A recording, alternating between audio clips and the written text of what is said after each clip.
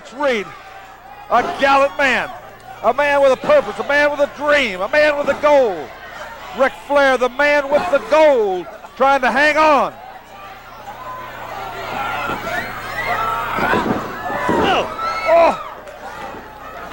So the reverse atomic drop that jars your spine all the way to the hilt. That jars your spine.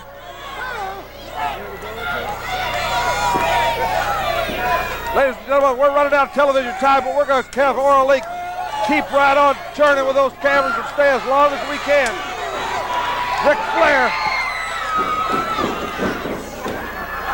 Oh, Flair tried to hip toss him, but stopped him. But he's got his shoulders down. Oh, just almost 1/2 split second. 1 split second. Slingshot. Slingshot. Butch is planted him. 1, 2, 3. Right in the middle. 1, 2, 3. Right in the middle. 1, 2, 3. Ric Flair has been this crowd. And listen to this crowd. Pandemonium. This crowd is in pandemonium. Pandemonium. Oh, watch out, Butch. Dick Slater just came in line. It is Dick Slater. Butch is taking it to him. Dick Slater. Dick Slater's here. Flair's got him. Get some help, Grizzly. My gosh, it's 2-on-1. Dick Slater, Mr. Unpredictable, the man that collected 50,000. Dick Slater, he's got his cowboy boots on, and they're beating up Butch Reed.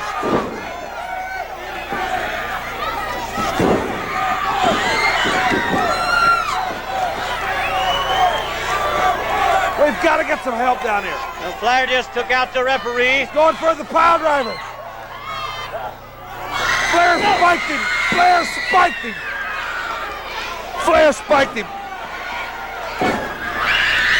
Boy, Flair spiked him. I don't want to say anything. It almost looked like Flair sacrificed to give Slater the shot. I don't know. I don't know. Flair seemed upset that Slater wasn't here. But maybe they worked it out so Slater could collect that 50 grand. He snapped his neck. Slater again took him and snapped his neck. Here comes the Bruise Brothers. Here comes the Bruise Brothers. Butch Reed. I don't know how much time we have left. They don't teach you. They get smart with Ric me. Flair, that stinks. I think Hacksaw Butch Reed proved without a shadow of a doubt that he could beat Nature Boy Ric Flair. Beat him. You better believe he beat him. He beat him right there. 1, 2, 3. And I'm proud of you, Butch. And like I said, Flair, Slater, Sawyer, they're birds of a feather, and they flock together. Well, I'm putting you all three on notice. You're going to find something out about Mid-South people that we stick together. Well, ladies and gentlemen, we received some comments from Hacksaw Butch Reed. Let's listen to them at this time. Slater, you and Flair, you hurt me. You hurt me bad. But you made one mistake. You didn't take the old Hacksaw out. I'm still walking and talking, and I'm still going to be kicking you know what and taking names, and it's going to be starting with you, Dick Slater. Because you, the lying, no good, kindly dog. You run around here and you lied. You talked about you gave up 50 grand back to Flair. I knew all along it was a lie. You wasn't fooling nobody but yourself if you're trying to fool me. But look at me, sucker. My neck is in a brace. But I'm keeping my neck in a brace because the doctor wants it that way. Outside the ring, the man done gave me good news that I can take it off when it comes time to me to deal with you in the ring. So that's what I'm going to do, Slater. You ain't playing no more games with Butch Reed. It's my turn. It's my turn to hurt you, Slater. And these people around here at Mid-South know that I know how to hurt somebody. They know that I can put somebody on their head and make them walk around 2 or 3 inches shorter. And Slick Ric Flair, you walking around here talking loud and saying nothing, sucker. You scared. You on the run. That's why you got Slater to do your dirty work. After I get through with Slater, then you got me to face, Flair. I'm taking you all the way out.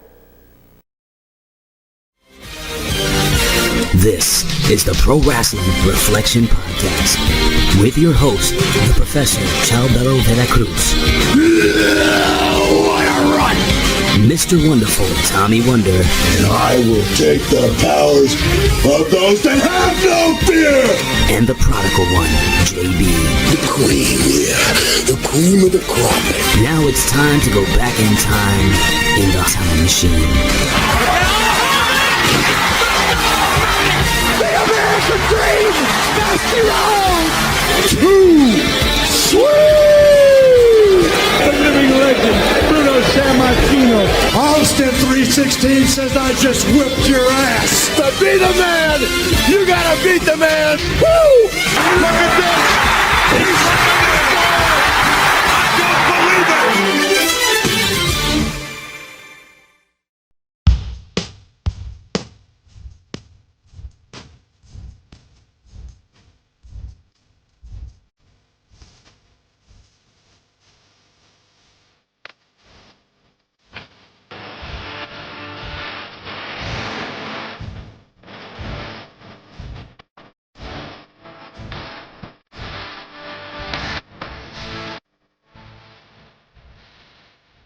What is going on there, Reflectionites? What is going on there to the Vitoites, the Hominites, the probationary PWC? You're still on probation, Jimmy. You know, you're still sometimes in solitary confinement. You're still in general population. Right? Sometimes you'll be on house arrest, but still you're on probation, you know. And when the good graces of the warden professor will let you out with an ankle bracelet, I don't know, maybe here and there, but it doesn't matter. But you're still on probation.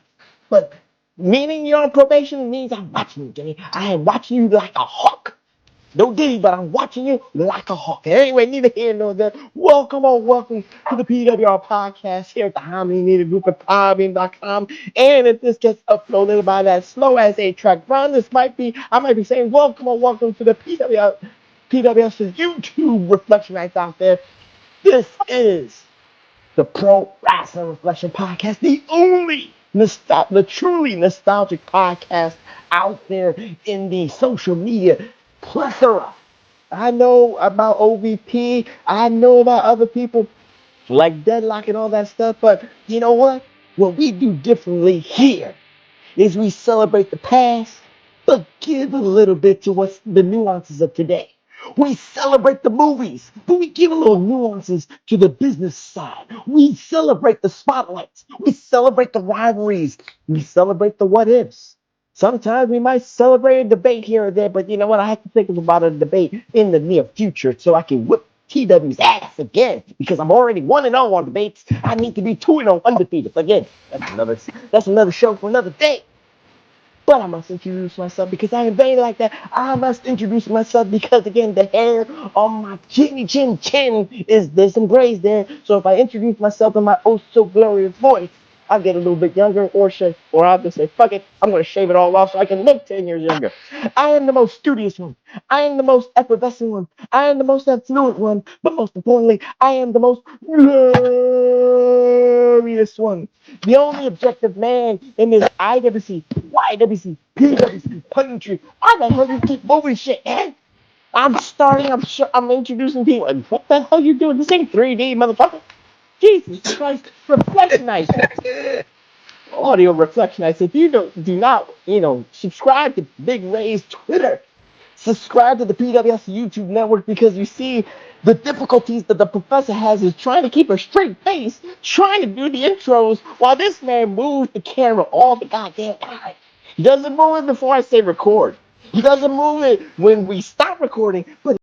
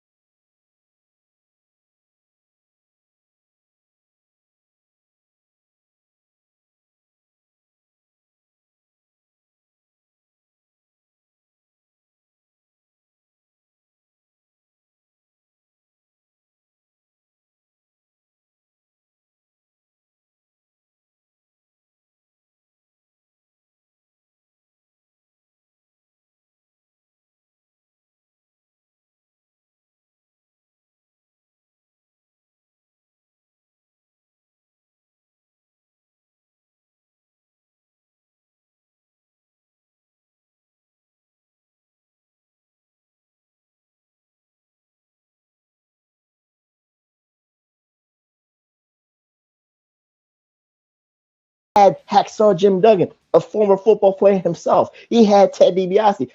He had a lot of collegiate athletes, but he always kept the presentation very sports centric. Did you feel that?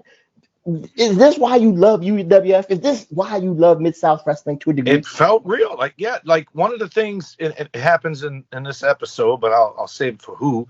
One of the things, like, I really, really liked back then, I don't know if it would work on me now. Like, I don't know if I could watch AEW or WWE do the stuff that UWF did and me get into it like I did when I was 13 years old. I was 12 for this one. But I liked when there was a feud and when a guy had a move. They did it in WWE with Valentine and Tito. I don't know if Tito did the figure four already or if he started doing it because of the feud with Valentine. But I think he started doing it because he was trying to like thwart Valentine's. Right. So that's what I liked about it. Like, it was Ric Flair's move, and now Tito's doing it, and it's a long, slow play. Like, he does it in his other matches. He doesn't just do it against Flair, because that's what everyone still does. You know, That's how they did the finish for Bret and Shawn in the infamous Montreal. I'm talking about Tito became a master of it in WWE, and then on this episode, the guy that's wrestling for the title, that when he does it, they go, "Oh, two masters of the figure four leg lock," and it made you feel like he studied for that match, that he was gearing up to have this big championship match, like an NFL coach would be studying tape of the team they're playing in the Super Bowl and plan for counters and you know, do its own like moves that will not be able to be countered because the person they're wrestling's never seen them before. And it just felt real. Like, people stepped up their game. And I didn't like the silly stuff like coming off the top rope as a disqualification or throwing over the top rope. That stuff to me, which I get it. I get it. But that's the NWA lore. That's their bylaws. But Bill Watts is the guy with that who brought it to WCW. And I get it because you're trying to make it look like sport. However, this episode starts off with Dick Slater beating up a referee, then Ric Flair beating up a referee, and then they beat up all the job guys. And it's like, it's supposed to be sport. The logistics of it in the sport. I just wanted to keep it with the brand itself. Yeah, you always talk about sports. I actually like when it's dark in the arena and light in the ring. But I like the World Class and the UWF where it was just, there was no light at all. It was just the natural light of the arena, unless it was dark and they had to put the lights on. But the light usually is focused on the ring, and you don't really see the fans. That's the way they always did it. So I get where you're going. But not here, not in this episode. This episode looked like a World Class where you could see the fans and you could see the wrestlers in the ring. It was all the same lighting. It wasn't bright. It was just like. Right. I get what you're going. I agree totally, because that was the lore, and that's again, and to go with today's kind of wrestling for Reflectionites, Triple H kind of adopted the center light with NXT when it was the main event, when it was the NXT heavyweight title. Introductions. Yeah. The introductions. He turned off all the lights for the fans. You don't see him, but he kept it focused in the ring. So this way, you just saw the two combatants, and that's, you know. I like that. That reminds me of boxing and just real sport. Of course. But let me parlay this, because within this episode, I'm not going to call this the dying days of the territorial system, TW, because again, within this, well, we can say that. But again, the philosophy of the territory days, even in this episode of 1985, it is the National Wrestling Alliance, and the champion is the Nature Boy, Ric Flair, Reflectionites, and he is traveling the territories. So TW, he's going to defend the title in a TV studio in Mid-South Wrestling. This is why a lot of people didn't, kind of like went over to the WWF, because Hulk Hogan's going to fight at Madison Square Garden and defend his title. Hulk Hogan's going to fight in the LA Sports Arena or the Forum and defend his title. Hulk Hogan, and when Vince McMahon said, I got enough money and I got enough juice not to do it, he kind of stayed away from an armory. He kind of stayed away from that TV studio kind of philosophy. He said, no, my number one guy is going to fight in the big 20,000 seat arenas to make my title feel important. Ric Flair is doing what he is told to do. He's got the most grueling schedule. When you're the NWA World Champion, we already know this. You got the most grueling schedule. On Monday, you're in Kansas City, Missouri. On Tuesday, you're in Florida. You're in Miami, Florida. Wednesday, you go down to Puerto Rico. I don't know how you can do this. Thursday, you go to Tokyo, Japan. Friday, you go to Egypt. Saturday, you come to like South Carolina, and then Sunday, you get half a day off, and then you go back on the road. TW. That's the life of the NWA Heavyweight Champion. But I'm not talking about his schedule. We can respect Ric Flair all day and night for that. But like I said, Hulk Hogan's defending in 20,000 seat arenas.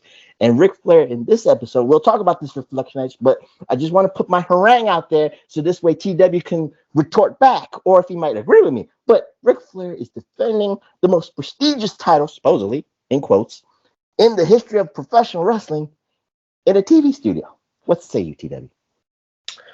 Exactly.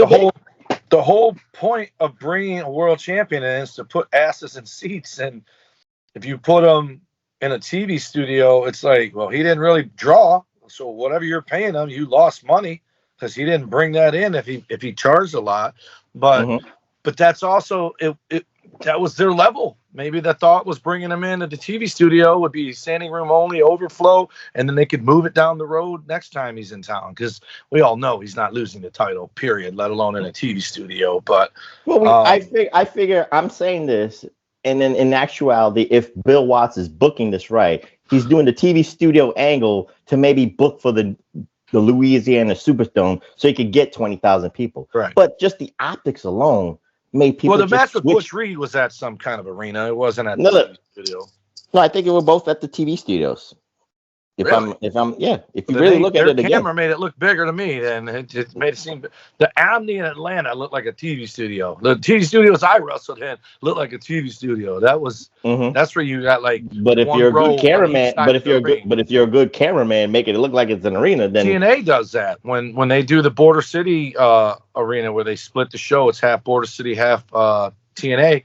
There's a whole side that's no fans. But the way they film it, you would swear that thing had four sides of 100 and something people each side to the tune of 500 to 1,000 people, and there's probably 400 or 500 people tops. Oh, okay.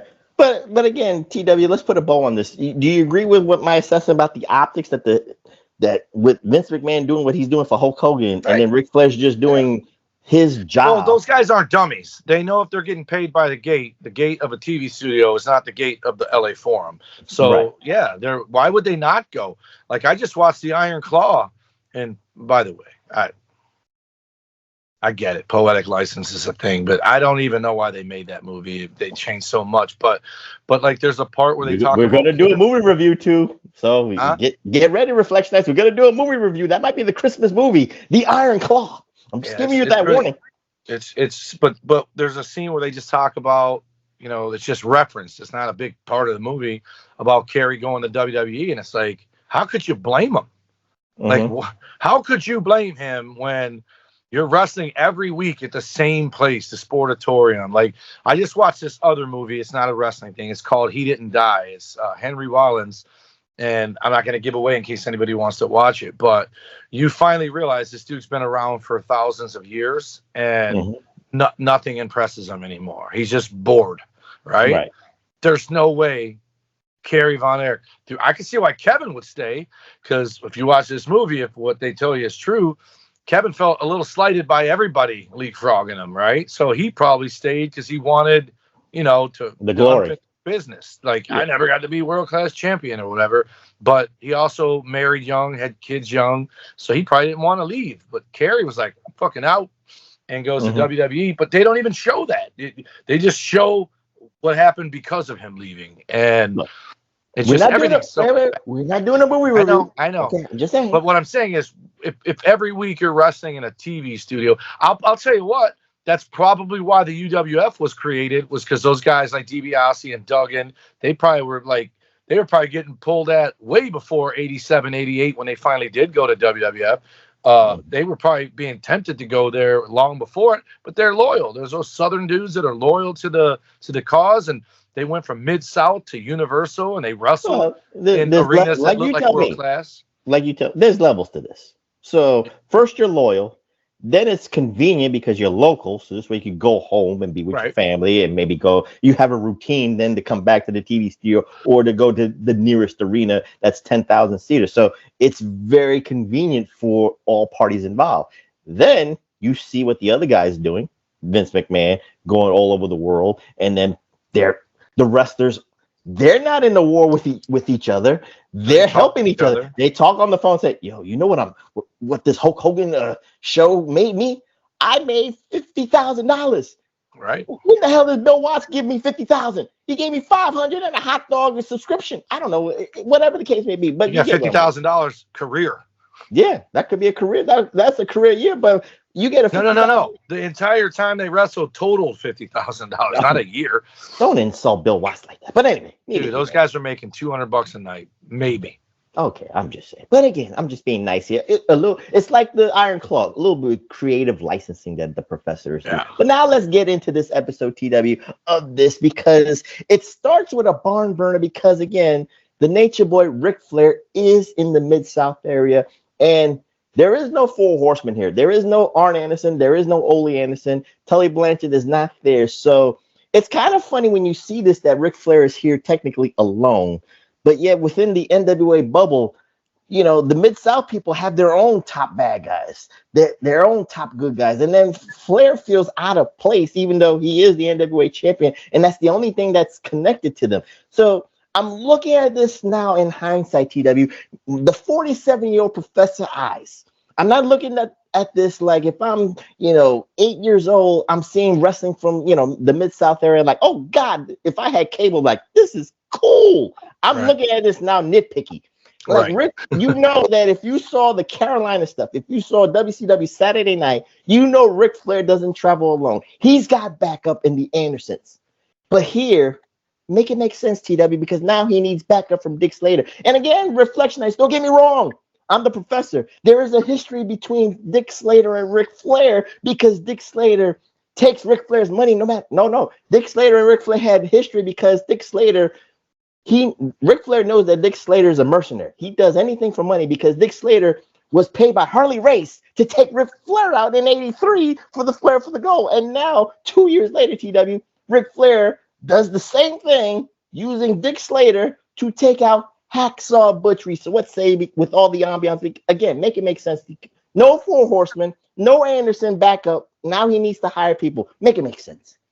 Well, the good thing is that's your out to have someone beat him, right? Because he doesn't have his help. The other thing is, if Dick Slater's the top heel there, Dick Murdoch, I think, was a close second. Felt like DiBiase might have been a heel too, but I remember him being. No, in this juncture, DiBiase was a babyface. Right. But it's to give them the rub. Like, whoa, world champion wants to hang out with Dick Slater. Now when Flair's gone, because he will be, Dick Slater gets to be the man. And, Dick Murdoch, that dude looked 80. I've yet to see him in a picture or a video and him not look 80. It might be because of his big ass underwear and there's no knee pads, but he looked 100 there, and DiBiase let him know. And I was like, all right. But the whole thing is Flair's down there by himself. He's being cocky. I don't need those guys. He doesn't reference them, though. That was weird. I actually had that on my list of questions to ask you. Is this pre-Horseman? Because why aren't they there? But we just talked about why they're not there. They're recording in a TV studio. Probably went broke bringing in Flair. He ain't bringing in Tully, Arn, JJ, and Luger, or Barry, whoever the fuck with the Horseman. Ole. It's the first incarnation. Unless they all came in cheap, they ain't coming in. And so, but for TV purposes, Ric Flair's by himself. He's made it out like that town isn't worthy of him. So you can read between the lines. That's why the Horsemen aren't there. He's made it known that the competition there is garbage, and he's going to mop up anybody there anyway. So he doesn't need them. And the very first thing you see is, I was stunned because I'm like, okay, is this a dusty finish? Are they going to reverse this or something? Butch Reed beat Ric Flair and then immediately got his ass whooped by Dick Slater to cause Dick Slater. Hold that thought. Just to give for the Reflectionites of today a little clarity, TW, because of what you're saying. Think of it like the AEW World Heavyweight Title Eliminator match, because Hacksaw Butch Reed is the number one. Well, I wouldn't say one of the top three good guys. Butch Reed, you got, well, I don't know about top three, but top five. Butch Reed, Dr. Death, Ted DiBiase, Hacksaw Jim Duggan. So, I already named 4. I don't know if Terry Taylor's there, but let's just put Terry Taylor there. He wasn't on this episode of Reflectionites, but forgive me if I'm wrong on this one. But that's your top 5, supposedly. But Butch Reed is doing an eliminator match, TW, and if he wins, they didn't call it that bullshit. It was a I know that. non-title. I'm giving it to the Reflectionites of today. Right. I'm explaining it so people be like, why is he beating Ric Flair? But I'm giving the explanation with the analogies of today that people, with the lingo, TW. I know you don't like these pronouns, but these pronouns, some people can get. It's an eliminator match. He.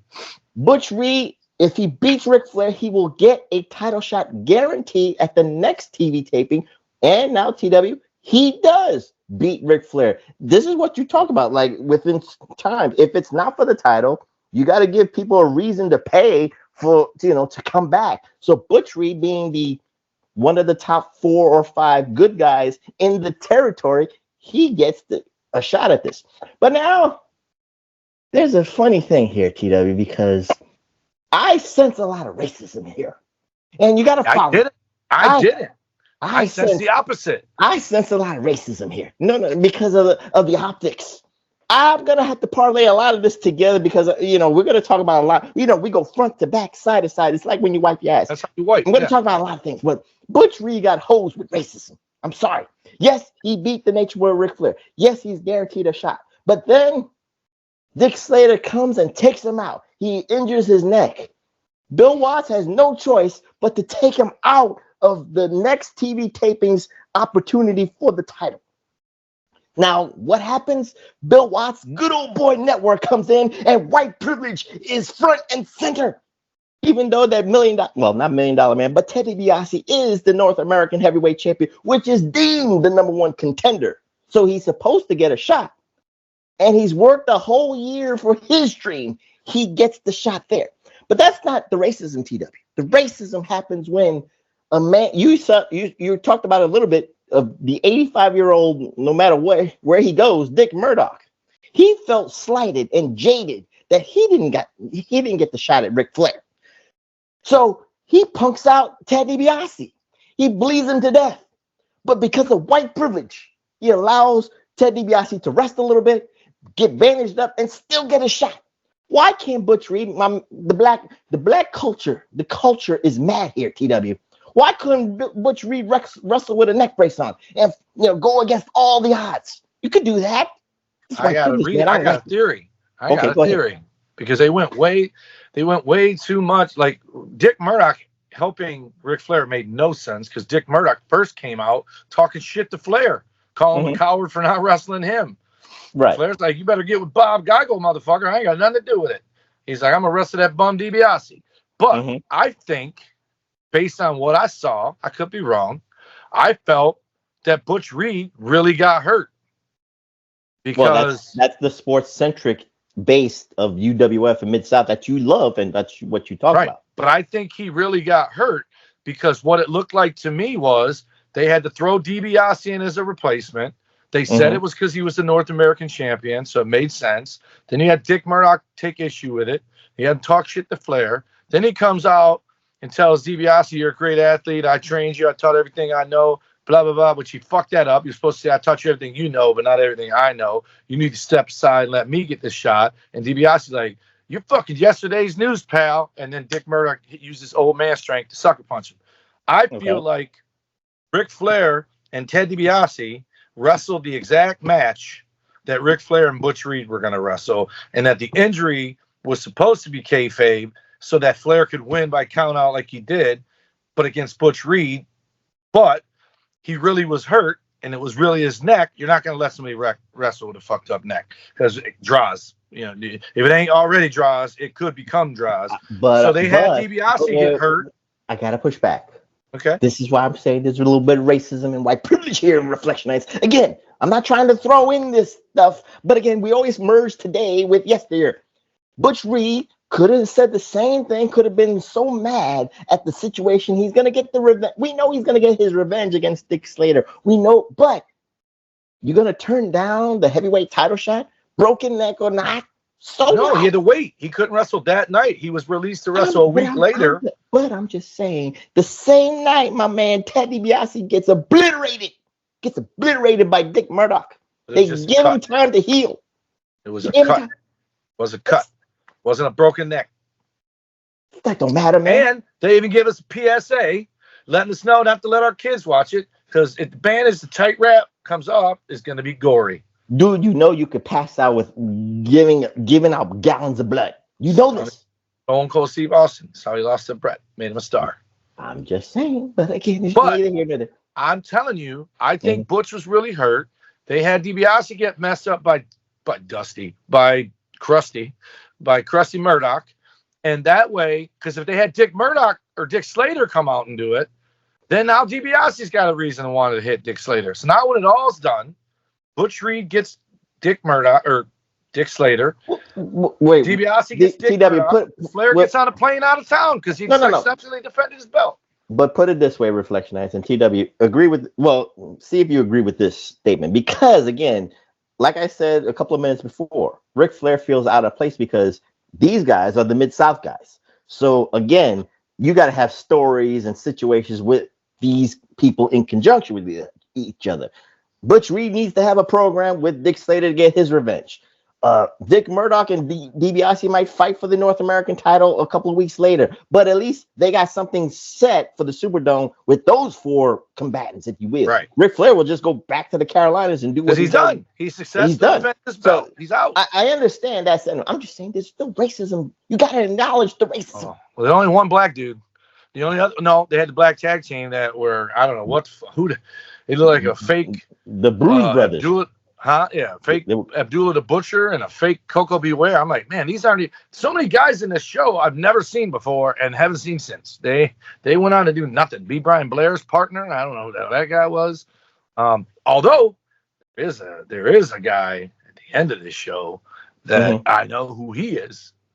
Well, hold that thought here for a second, and then let me put a bow on my racism rant here. Reflectionites.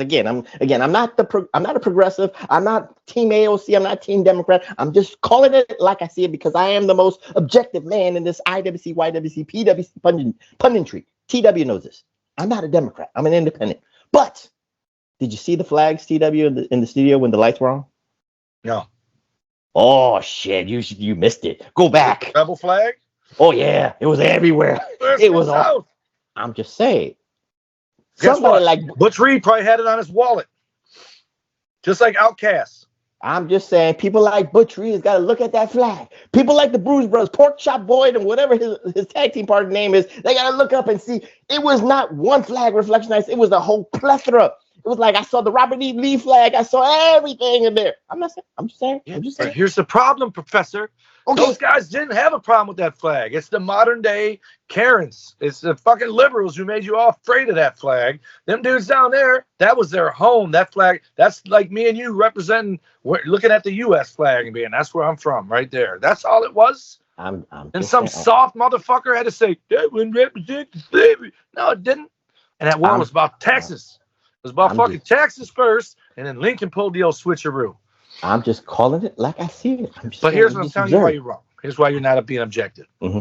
The exact same thing that happened to Butch Reed happened to Ted Dibiase. One big difference. Ted lost. Ted lost the match. Butch Reed won his. So you know what? You're right. It is racism towards white people. Thank you. I know 2-0 on my debates. But anyway, towards white people, racism. Of course.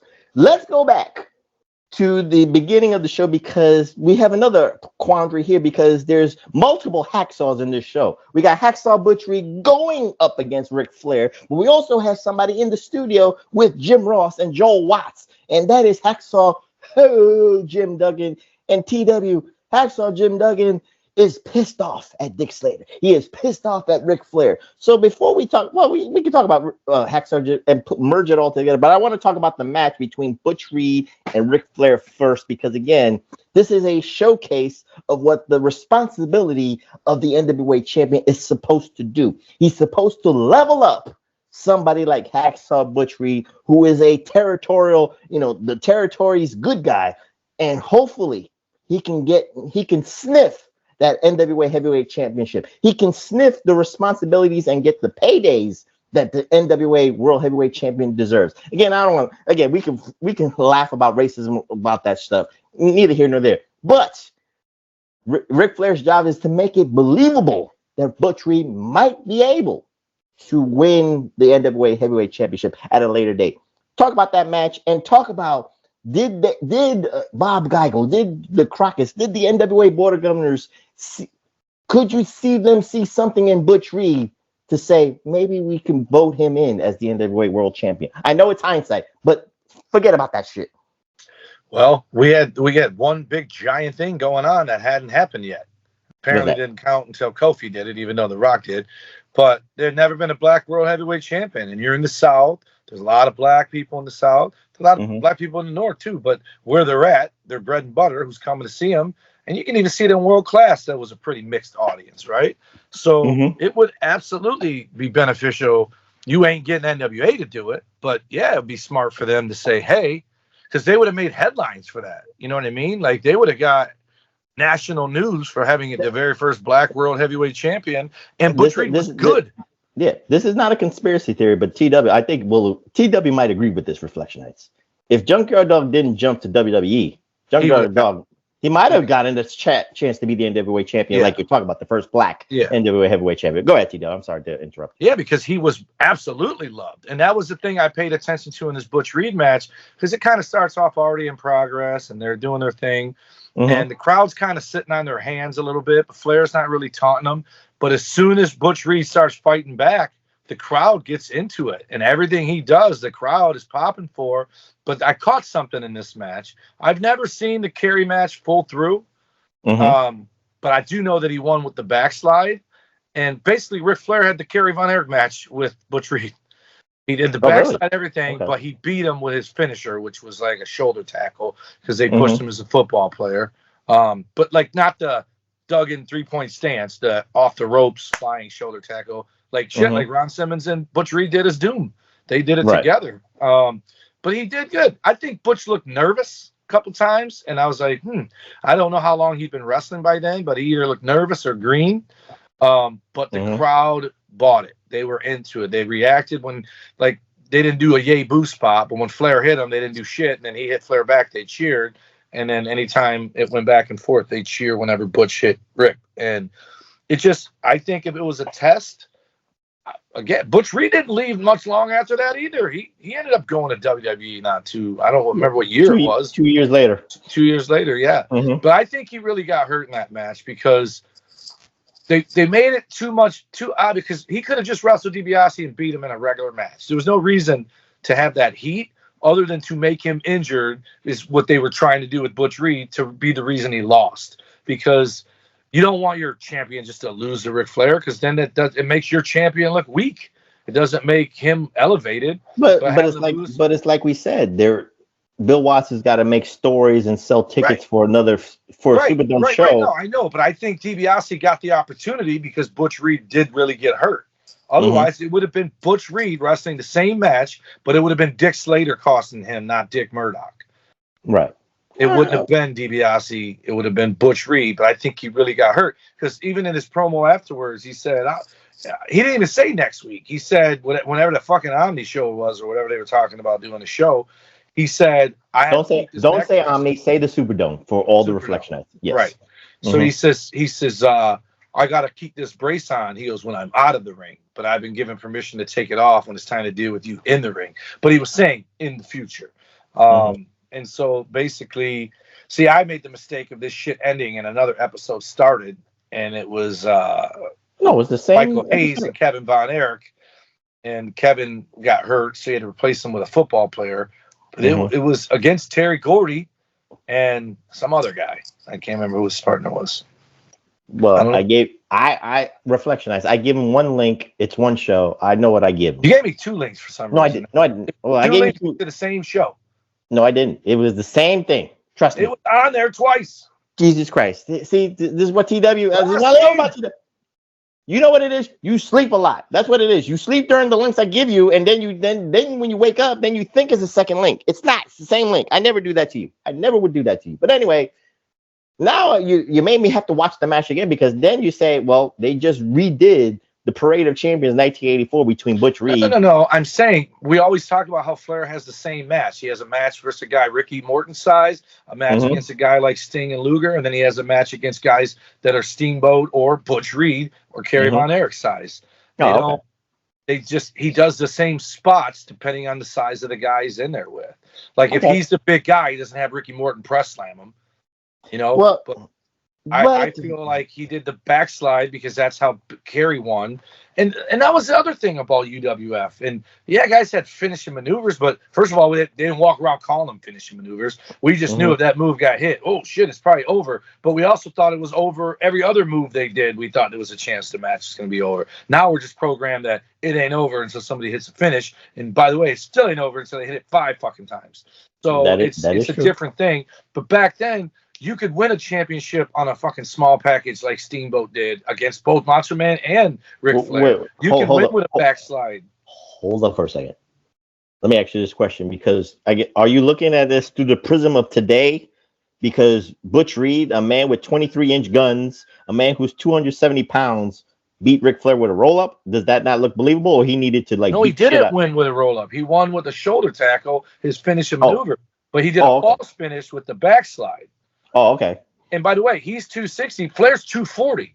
So they're even, is what I'm saying. Kerry was 260, 270, but Flair's 240. Oh, okay. Ricky Morton's fucking 201, and that's a lie. He's probably 180. Okay, I'm just making sure that Butch isn't super tall. The tall guys like Lex and Sting and guys Animal and Hawk, those guys do the press slams because they're a foot fucking taller than him. Butch Reed and Kerry Von Erich and Ricky Steamboat, those guys are all his height. They're the same. Right. They might be heavier, muscular, whatever. And that's the other thing about the UWF or Mid-South. DiBiase was a big dude, but he didn't look a bodybuilder. Jim Duggan was a big dude, didn't look like a bodybuilder. Ric Flair, big dude, doesn't look like a bodybuilder. They look like truckers at a bar. They look like a guy that you'd bump into at a bar that would beat your ass and you'd think twice about fighting. That's what Bill Watts. Dick Murdoch, for sure. Looks like a dad and then a granddad body. That's the territory days, Reflectionites. That's the way they looked. And they were supposed to beat your ass. And if you beat their ass, you got kicked out of that territory. But anyway, neither here nor there. But Butch Reed wins with the shoulder block, Reflectionites, and is deemed the number one contender. But again, Dick Slater is the paid mercenary for Ric Flair and takes out Hacksaw Butch Reed. And of course, Hacksaw Jim Duggan is pissed off. It was just funny, TW, with the jobbers and the TV enhancement wrestlers that try to save Hacksaw Butch Reed.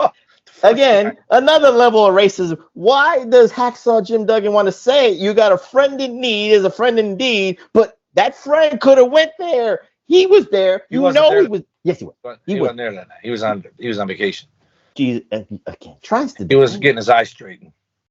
It didn't work. You see, it didn't work. Well, but again, neither here nor there. But this is what's the beauty of the UWF. This is what the beauty is of Mid-South. Again, the sports-centric nature. So now, with all the variables here, because Butch Reed is taken out because of Dick Slater, he wears the neck brace. The promo was cool. I had no problem with the Butch Reed promo because he was hot at Dick Slater. He was hot because he was, the dream was taken away from him. Again, just like Martin Luther King would have protested with Butch Reed on the lawns of the Lincoln Memorial and all that stuff for Butch Reed to get his chance. But again, we must move on and they must pivot. And that pivot is the current North American heavyweight champion, Ted Dibiase, who also has a dream to become the NWA World Heavyweight Champion. And his story was talked about a lot by Jim Ross, that he was working a year for this opportunity to get that. But again, we thought it was going to be thwarted by Dick Murdoch. Dirty Dick. Was he Dirty Dick Murdoch? No, it was Dirty Dusty Rhodes, but I forget what. But anyway, neither here nor there, TW. But Dick Murdoch takes out $1 million. I keep saying $1 Million Man. It just rolls off the tongue really good. But Dick Murdoch takes out Ted DiBiase. And again, TW, the good old days of psychology, the simplest things. It's not like, it's funny because, I'm sorry, Reflectionites, this is not a dig at AEW. This is not a dig at today's wrestling. But when you see a Jon Moxley match, TW, and TW knows where I'm going with this, you expect Jon Moxley to bleed. But some of the circumstances where he bleeds just makes no sense. It doesn't look authentic. It doesn't look genuine. It just looks like it's a spot to Jon Moxley when he bleeds. I think, and TW is like shaking his head, nodding his head. No, he's nodding his head in agreement. So I'm assuming that. But TW, explain why the blood that gushed out of Ted Dibiase looked real, because again, they saved it for the perfect moment. Dick Murdoch takes out Ted Dibiase with the spot at the ring post, and of course he ate that ring post, man. I almost bought it as legit because first of all, he hit that thing with his forehead legit, and then when he rolled over, there was so much blood so soon. I'm like, well, he either got cut open the hard way or he fucking cut an artery because that shit was flowing. That's why I'm just saying it just looks more authentic, and it's not like you do it every week. That's that's the joke of Jon Moxley. When he wrestles, he just bleeds very quickly, amongst other jokes. But yeah. But again, the 80s TW, like Ric Flair. People might say, "Well, Professor Ric Flair bled every time." No, he bled every fucking title defense. He didn't bleed on a Saturday night against Jumping Joey Maggs. He didn't bleed in a tag team match. With the Andersons, he bled when it mattered. He bled when he defended the title against Dusty Rhodes. He bled when he defended the title, presumably with Ted Dibiase at a future date or Hacksaw Butch Reed, when it mattered or when it made sense. That's what I'm trying to say, TW. Do you agree with that assessment, or do you have a different take? I don't even think of Flair as someone that bleeds all the time. Has he bled? Absolutely. So is Dusty. So is Ricky Morton. So is Steamboat. But you bleed when it makes sense to bleed, not just to do it. And that's why when I see all the guys on the internet bitching that WWE doesn't have blood, it's like, what? Why do you need it? I don't understand why you need it. So then when it actually does happen, people are like, oh, you're getting fired. So you don't even enjoy it when the shit does happen. So why are you mad? Why are you calling for blood and then bitching when it does happen? And now it's happened a few times since Triple H took it over. Cody bled like a stuffed pig. It's back, but it ain't every week like Jon Moxley matches. Right. So TW, why please harp on try to explain to the Reflectionites the visuals that you thought that this was real. I know you just said a little bit like he ate that pole, dude, and that pole isn't round like a modern wrestling ring. It was angled. So when he ate it, I was like, oh shit. And my first thought was, I'm sorry, I don't mean to interrupt you, but in your days, could you really eat that post without using the tricks of the trade, if you will, and bleed from it? Yeah. Fuck, you wouldn't do it on purpose. That's called the hard way, dude. Oh, okay. No, is it possible to do it without doing the trick? I still think he gigged because I watched him go down and I saw his hand go up. So, but there was so much blood that I thought between that and how I saw his head hit that post, I'm like, well, he might have gigged still, but he didn't need to because that shit was busted open because, like, he ate it, dude. Like, I was like, fuck. Like, I would have a talk with Dick Murdoch in the back after that one. Like, hey, dude, let me take my own bump. Like, he ate it. And it's funny because I don't see Ted Dibiase as one of the guys with the scars like Dusty and Abdullah and Flair. They got fucking, like they said, it looked like a fucking road map. And those guys bled often, but not every fucking Dynamite and fucking Rampage and Collision. Again, it's not a dig at AEW. It's just what we see. That's all it is. Here's the thing. AEW fans bitch about him bleeding every match. True, to a degree. I'm just saying. It's a universal disdain for his mockery of it, if you will. His moxlery of it, if you will. No, point taken. I get you. That's why I'm just saying it's not a dig. It's just what we see. And this is why we have to do what we do at the PWR podcast. That's all we're saying. But the sports-centric based philosophy of Bill Watts played beautifully with this. Even though I called it racism, and I'm right about that. But with the sports-centric thing was, TW, the beauty of it was they gave Ted DiBiase time to kind of like manage up, time to like, get his faculties in order as much as he could. And of course, he's telling Bill Watts and the championship committee of the Mid-South, no, I want my shot. Just give me some time to heal or whatever. So what did they do? They had standby matches, Reflectionites. So it made it seem real, like, oh shit, we're getting a standby match. Again, it's not on the program. Cards subject to change, as they always say. So it's like, oh shit, this is real. In a certain sense, right, TW? It's like, it feels real, like, oh, you have a standby match. We didn't even expect this. And of course, the standby match that really got the Professor's goat was Hacksaw Jim Duggan against the Puerto Rican called El Corsario, which translates into the booty hunter. No kidding. There's certain pronouns of being the booty hunter and all this stuff, the hunter and all this stuff, TW. There's more meanings to it. But one of the meanings is the booty hunter. Again, neither here nor there. But Hacksaw Jim Duggan wins in a squash match. That we don't have to talk about that, TW. I just wanted to say, wanted to point out the little bit of faux pas of the racism that goes on in Mid-South areas. But anyway. That probably was that guy's name.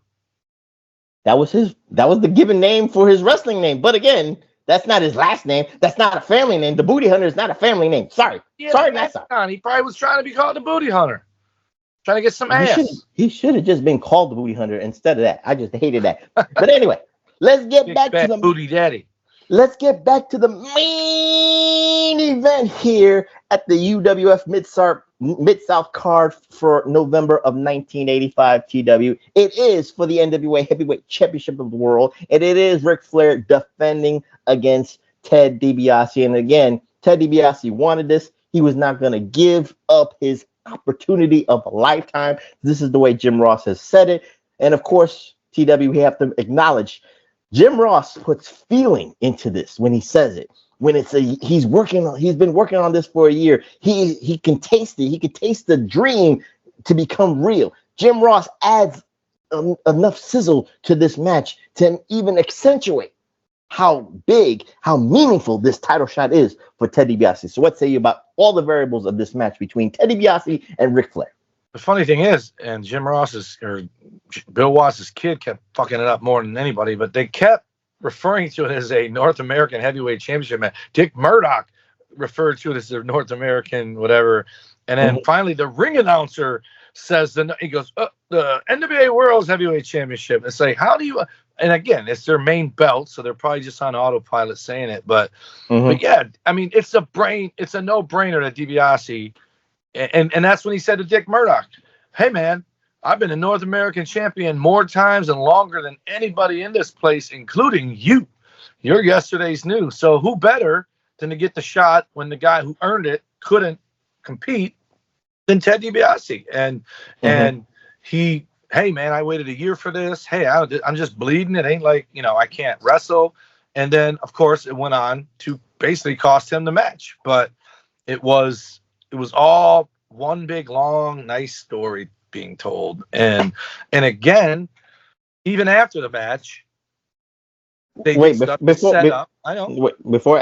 talk about after the match, let's talk about the match itself, because again, the psychology in this match, Reflectionites, everything centered around the bandaged head. Everything centered around the blood that he already sustained thanks to Dick Murdoch and the ring post, TW. So talk about, for the Reflectionites, that using that psychology, because again, the nuances of today's psychology and the nuances of the 80s, and we always call it the golden years, the glory days, the golden era, and all that stuff, it's for a reason, because sometimes the simplest things can make a match seem 10 times better. So this match, while it might not have the 5-star Meltzer drivers and all the Meltzer spot monkey shit, for psychology-wise, this is a 7-star, 8-star, 9-star match to a degree. I'm just saying. But again, I'm not trying to go crazy. Again, athleticism in 2020 Cuatro is way different than athleticism in 1985. I got that part. But psychology-wise, 2020 Cuatro, you haven't caught up to the people of the 80s and the 90s. Go ahead, TW.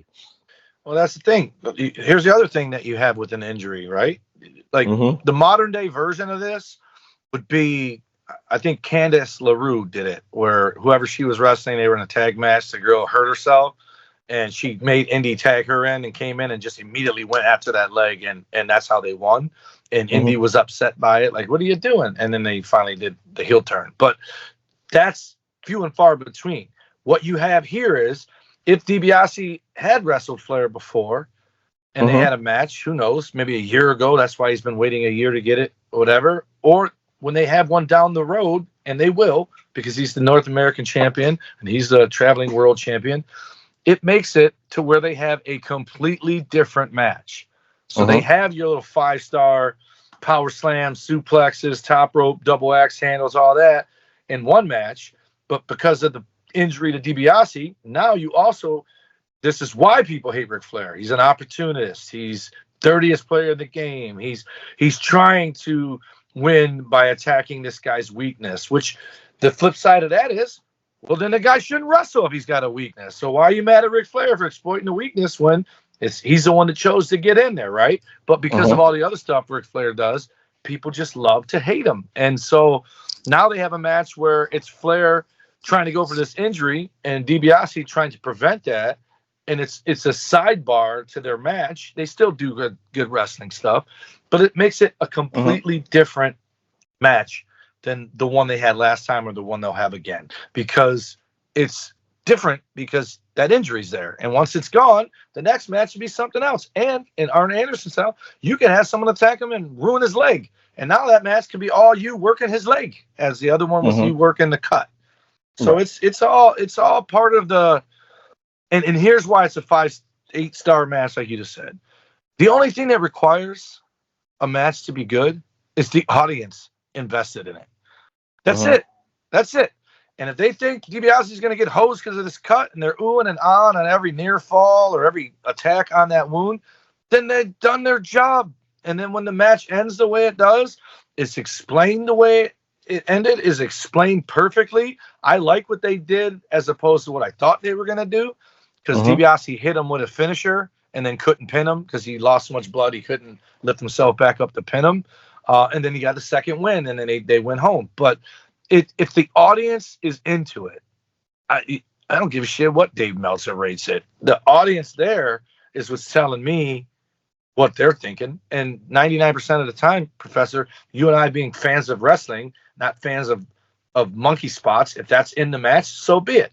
If they're not in the match, as long as they got me invested, so be it, right? We don't demand one thing or the other. We take what they give us, and then we say whether we like it or not, right? And if those fans are into it, 90% of the time, so are you and I. So that's your rating, is what the fans do. And I'm pretty sure they got pretty fucking pissed off at the end of this match. They were mad, and that means it all worked. From the start of that show to the end of this match, it all worked. And then they had another match after that. Well, give the endings for the Reflectionites. Why was the fans mad at the end of this match? Because he basically, the bandage came off. He bled. He was giving his all.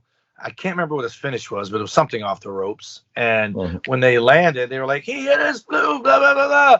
And then instead of rolling on to Ric Flair, he rolled the other way, and he couldn't get up. So Flair got him up and went for the kill. But they did the old Tito Macho Man Boston, where he swung and DiBiase ducked and then picked him up and gave him, I think, the knee atomic drop onto the knee, and then put him into figure four. And Flair kicked him in his ass, and he flew over the top rope, which could be a disqualification, but it's incidental. The fans are mad at that because Flair should have been disqualified. But then DiBiase's out on the floor, and he can't get up, and he gets count out because he can't get up from the 10 count. Again, that's drama. It is. Simplistic. And the fans are like, you motherfucker, he'd have got up if it wasn't for Dick Murdoch. And then what happens? Dick Murdoch comes out to fucking add to it. No reason at all. He didn't come to help Flair win. The match is over.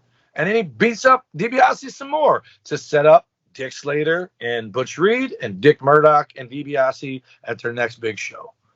Absolutely. There you go. Reflectionites again. Drama, sports-centric drama right there at its best for the Mid-South UWF area. So, again, this was the main event, TW. So, again, the sports-centric part of it was that they thought that this was going to go for the whole hour of the show. And then Which was a UWF thing. The world title was always first because it was one fall or television time limit, which was usually they're trying to imply it's 60 minutes. Right. That's what they do. And then they had these other matches that weren't advertised. And now the standby matches. So we're not really going to get into the standby matches, but there was one kind of segment that was funny to me because it had to do with Hot Stuff Eddie Gilbert. And it's funny because you see it, TW, within this. If you really look at the timeline, the Hot Stuff Eddie Gilbert character, it's really, I'm not going to say it's in its infancy, but it's starting to gain traction because not 2 years ago, he was getting the shit kicked out of him by the Iron Sheik. He was a jobber for WWF and all that stuff. He had no facial hair. He looked like he was 18 years old, just wet behind the ears, virgin and all that stuff. And now he's in the Mid-South area. He's got a little swag. He's got a little confidence. TW, what say you again? This is the advantage of the territories. You're not, if it doesn't work in the northeast like the WWF, you can come down to the mid-south and then rehone your character. What say you? And he's with Sir Oliver Humperdinck. I thought about that the whole match. I didn't know it was 85, so you're talking 2 years later. He starts. Actually, it's probably late 86 that he started Hot Stuff International and then merged it with Missy Hyatt and had Hyatt and Hot Stuff International. So this right here, he's one of the cogs in the wheel. The jobber he's fighting, I thought was Terry Taylor, but it wasn't. It was some other guy. And then Percy Lightning. We watched him on another. We had a different UWF or Mid-South episode we watched with Percy Lightning. You already know that name very well. It just jumped in your head. I was like, Percy, good old Percy. But he's all happy because Oliver Humperdinck's introduced him as this new, young, charismatic young guy. And then he teamed. Do you know who his tag team partner was? I know it, they called him the Nightmare. I forgot his whole name. Nightmare, but guess who he was? We just referred to him. We talked about him recently, I think. And if it wasn't us talking about him, I talked about somebody else. He was the original half of Demolition with Axe. It was Moondog Rex. Yeah, it looked like the Moondog. I was like, that's the Moondog. Rex. And he wrestled a weight belt. Like that's probably where Cody Rhodes got it from. But he's the one that was the original. I don't know if they called him Smash, but everyone recognized him as the Moondog and started calling him Moondog during the match. And that's when they brought in Barry Darsow and made him the other half of Demolition. And the rest is history. Which, by the way, I believe the next show that came on, it was Tommy Rich versus the Masked Superstar, which was X. And I thought about that after I was done watching it. Like, man, this guy's the Masked Superstar forever. And then comes to WWF is first the Super Machine, and then the X. Well, again, the machines were first. The machines were first before the Demolition stuff. But again, I said first he comes to WWE as a Super Machine. It is amazing. You see you remember every other link that I'm not even watching. I'm trying to focus on the link at question. Yeah, but I'm saying how awesome is it that the last match on the first one we watched, I watched, was Moondog Rex is Demolition. And then the first match on the one that played after it was Tommy Rich versus Axe.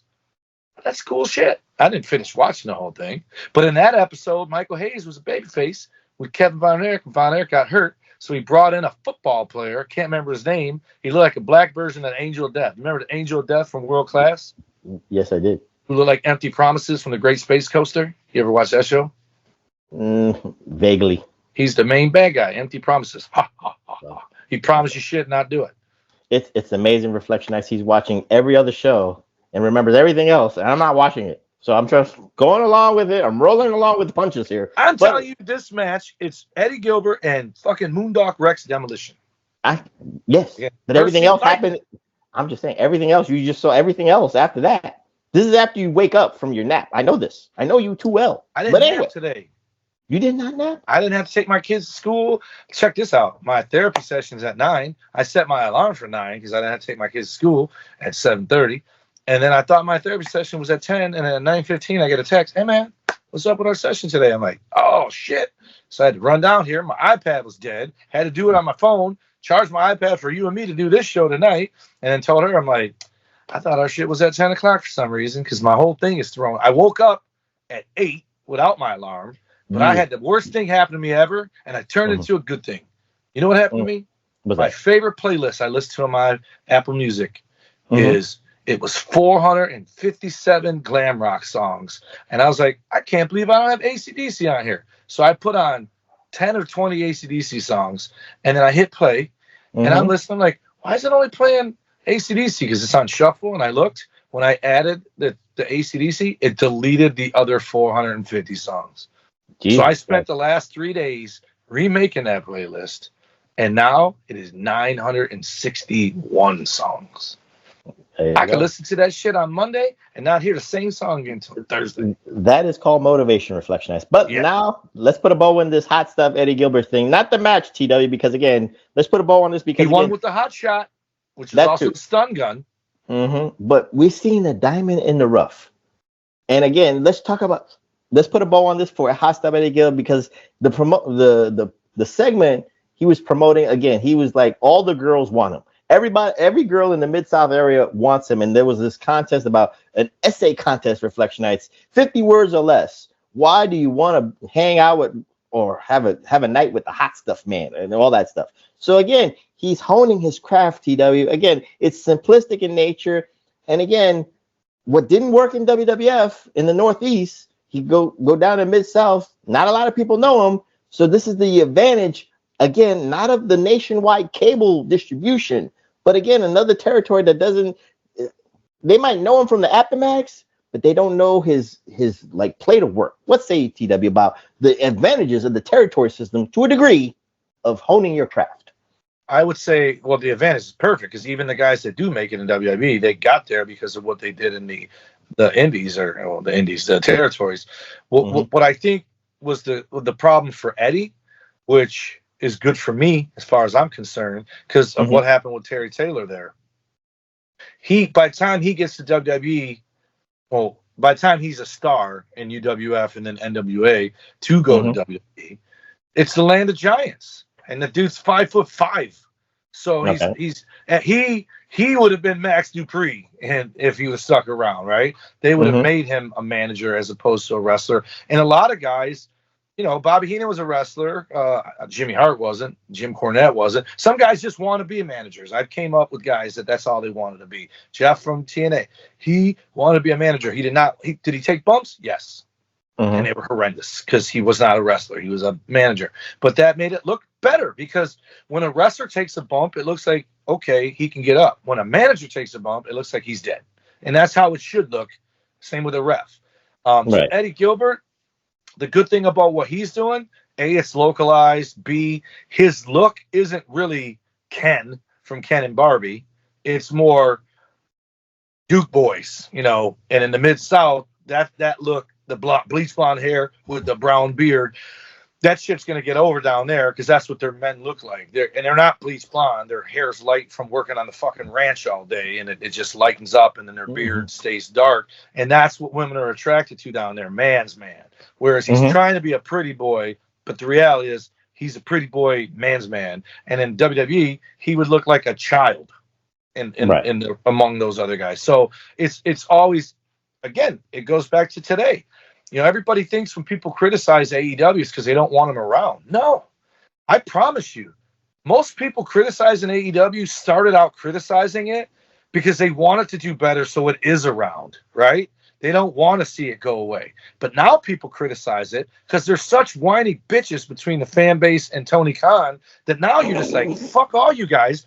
I hope you do fucking go away. And then Impact or NWA or something else, MLW, rises from the ashes to take that fan base that really did want a second major player and then does something with it. But in the beginning, so guys like Eddie Gilbert, the guy would have been pumping gas if it wasn't for Mid-South or WCW when he ended up there.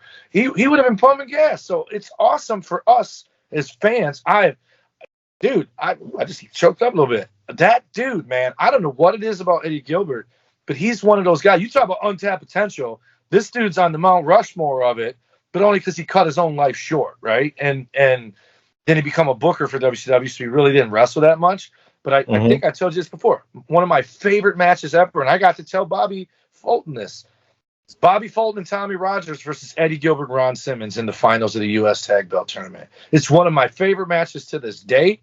I loved it, and Eddie could go, but Eddie could talk, man. Like Eddie had it. And I'm always sad when I look around this room because of politics or whatever the reason, there's no action figures of that guy. I don't care who makes them.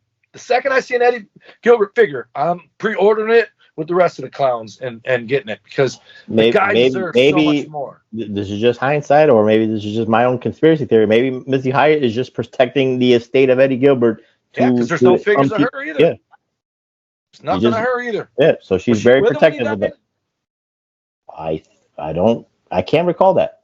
Maybe Josh Floberg might know this. Maybe Christopher Paul Bruce Windland might know this. So I can't say I do know that, what happened with the circumstances. So with that being said, we close on this episodic episode, TW. It was a very fun episode to go back to one of your favorite brands, the Mid-South, aka UWF, Universal Wrestling Federation, from November of 1985. So what we're going to do next week, TW, I think we're going to do an experimental spotlight, if you will. Now follow me here. It's not a debate because, again, we don't have positions on this like it would be with the Arn Anderson Tully Blanchard debate. So I want to call this the Pro Wrestling Spotlight Summit. So with that being said, and Jackson is barking. I can hear that right now. So you can hear that? Yeah, she's hungry. It's a he. Oh. How many fucking dudes, chicks, named Jackson? There's so many right now. It's 2020 Cuatro. You'd be surprised. Formally. Okay. But anyway, we're going to do a Pro Wrestling Spotlight Debate Summit. So I thought of a nice, because of watching the UWF show, I thought about this because of, certain people that I remember. So let's have a debate, not a debate, TW, because again, we just have a friendly discussion. Because again, TW likes these because he doesn't have to watch a link that I send him. He can just think off the top of his dome. So this is perfect for him. But anyway, who was the greatest teeny bopper tag team of all time? You got the Fantastics. You got the Rocket. Why you dead? You went crazy for the fucking stupid phone sitting here to read the sponsors or whatever. No, I said the Fantastics, and he kind of jolted like, oh, God, yes. But anyway. I met both of those guys. They're cool Is dudes. it the Fantastics of Bobby Fulton and Tommy Rogers? Is it the Rockers of Marty Jannetty and Shawn Michaels? Is it the Rock and Roll Express of Ricky Morton and Robert Gibson? Or is it like the Lightning? Who is the greatest teeny bopper tag team combination of all time? So we're gonna have say Lightning Express. They were white. No, it was White Lightning Tim Horner. That's what it was. Yeah, but you get where I'm going with this summit. I just named a couple of teeny bopper or the young stallions of the WWF. The initials. Do you remember the initials of what? DJ Peterson and TJ, whatever the hell his last name was. They were in AWA. Huh? No, this is where we're going to have a friendly discussion of all the tag teams. Who is the greatest sex symbol, greatest teeny bopper tag teams of all time? Fabulous ones. There you go, too. So we're going to have fun with Stan Lane and Bobby Eaton were that. But see, this is now a spotlight where TW is going to get amped up, and now he doesn't have to think about it. Because I actually was going to suggest to you, unless I already did, I want to do a spotlight on the Rock and Roll Express because I know you will send me the best matches that they had. I would like to see them versus the Arn and Tully's, the both versions of Midnight Express.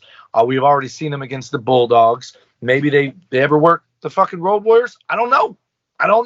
But if they did, you're gonna send it to me. So one day down the road, put a pin in it. I got it right here. Then you come up with this concept right here. A spotlight on Pretty Boy tag teams. New Kids on the Block of tag teams. There you go. So TW will be ready to give his, who is the other guy? No, JT Sullivan and DJ Peterson. That's the two guys. Well, and then the Top Guns. Again. Derek Dukes. Was it Tom Brady? Save this for next week. We're going to talk about all these tag teams. Yeah. That's what I'm just saying. We're going to, get the, for the SNX Express, get your panties moist right now. We are going to talk about the greatest, hottest looking tag teams of all time in the pantheon of tag team wrestling. So with that being said, TW, give out those socials so we can get out of here. Already. Probation? Yes. Probation, but still with us. Pro Wrestling Coalition Network sponsors us at the PWC Network at podbean.com, where you can also find Hameen Media Group at podbean.com, as well as HMG on channelattitude.com. Our show is on X at PW Reflection. You can get Big Ray everywhere and anywhere. And this week, well, by the time you read this, he'll be a week out of it, but you can see him belly aching about the New York Knickerbockers choking. But he'll make excuses and tell you it's because they're all hurt and injured and congratulates the other team who's going to get swept by whatever. We'll know if they got swept by the time you're listening to this, or at least close to getting swept. But you can find Big Ray Hernandez at Big Ray Hernandez on all social media. You realize that at 3:59 in the morning when he listens to this, he's going to send a messenger to me, wake me up out of my deep sleep.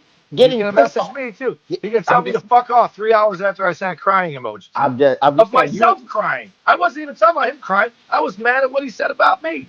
I'm just saying, I'm already preparing for the 3:59 in the morning messenger ding when I'm in my deep sleep, and I'm gonna wake up because Big Ray is gonna be pissed with what you just said Right here. on the show. Slide it to vibrate. Okay, I will do that. But go ahead, TW. Yeah. So anyway, you can find him every Wednesday at the Next Level Podcast live. The Next Level Podcast. What is that on? It's on YouTube. It's on YouTube. I've never known that. So on YouTube, you can find him on the Next Level Every Wednesday at 11 a.m. with him and the vet. And in one of my Twitters and my And he Instagram still are wants you on that. at And he still wants you on that show. Yeah, I Either know. that or the A show at 7 o'clock. He does Wednesdays though. I need to do Tuesday. I have a Tuesday off next week. But anyways, you can find me on X and one of my X's and Instagram at Tommy119, which is also my threads. I sold out, went back on there, and Professor followed me there. Snapchat's Number Wonder, Facebook.com/Tommy Wonder, and then my nice X and TikTok are at the Tommy Wonder. You can find Big Vito and Noel at Big Vito Brand on TikTok. You can catch the early release of Reflection video at Big Ray Hernandez on X. And you can find me on my Xer, aka Twitter, at PWSOPRF. That's PWSOPROF. And if this gets uploaded by A-Track Brown, this will be available on the PWSO YouTube network. Follow my brother in arms, A-Track Brown, the dirtiest of the city and the king of the reactions. Again, he's just waiting for Cobra Kai. He's waiting for The Walking Dead. He's waiting for another Star Wars series. He's waiting for The Boys season 4 and all that stuff. So get ready for those reactions from him at the number 8 TRAC Brown. And of course, the host of the Wednesday Locker Room, Billy Ray Valentine at Obi-Wan You Know Me. And of course, next week again, we're going to do a pro wrestling spotlight debate summit, the greatest sex symbol tag teams of all time. We already named some names. Maybe we'll have some more. And with that being said, I'm the professor. That's Mr. Wonderful, Dum Dum Do It Idiot Song, the Iron Stomach One, Mr. Wonderful, Dr. Frankenstein, and the undisputed, undeniable Detroit Rock City Heavyweight Champion of the world,